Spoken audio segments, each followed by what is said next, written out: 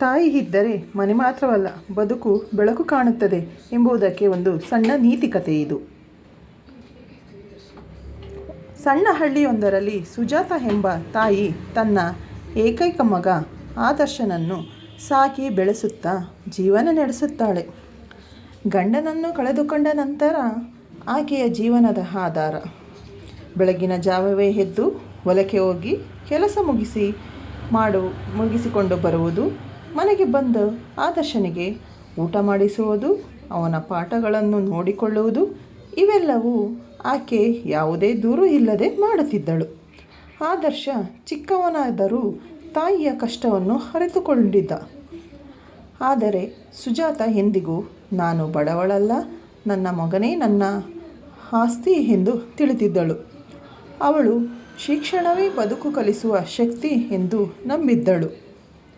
ಆದ್ದರಿಂದ ಎಷ್ಟು ದಣಿದರೂ ರಾತ್ರಿ ಸಮಯದಲ್ಲಿ ಆದರ್ಶನೊಂದಿಗೆ ಕುಳಿತು ಓದುತ್ತಿದ್ದಳು. ಒಂದು ದಿನ ಶಾಲೆಯಲ್ಲಿ ಪ್ರಬಂಧ ಸ್ಪರ್ಧೆ ಆಯಿತು. ಆದರ್ಶ ನನ್ನ ಹೀರೋ ಎಂಬ ವಿಷಯಕ್ಕೆ ಆದರ್ಶನು ತನ್ನ ತಾಯಿಯ ಬಗ್ಗೆ ಬರೆದ.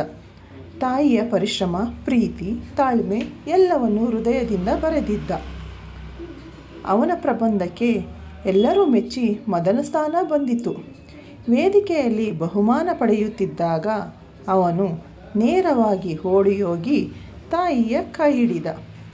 ಈ ಗೆಲುವು ನಿನಗೆ ಅಮ್ಮ ಎಂದು ಅವನು ಹೇಳಿದ. ಆ ಸಮಯದಲ್ಲಿ ಸುಜಾತನ ಕಣ್ಣುಗಳಲ್ಲಿ ಕಣ್ಣೀರಿನ ಹನಿಗಳು ಮಿನುಗಿದವು. ಆ ದಿನದಿಂದಾಗಿ ಆದರ್ಶನು ತನ್ನ ತಾಯಿ ಯಾವಾಗಲೂ ಹೇಳುತ್ತಿದ್ದ ಮಾತಿನ ಅರ್ಥವನ್ನು ಗಟ್ಟಿಯಾಗಿ ಅರ್ಥ ಮಾಡಿಕೊಂಡಿದ್ದ. ತಾಯಿ ಇದ್ದರೆ ಮನೆ ಮಾತ್ರವಲ್ಲ ಬದುಕು ಬೆಳಕು ಕಾಣುತ್ತದೆ ಎಂದುಕೊಂಡಿದ್ದನು.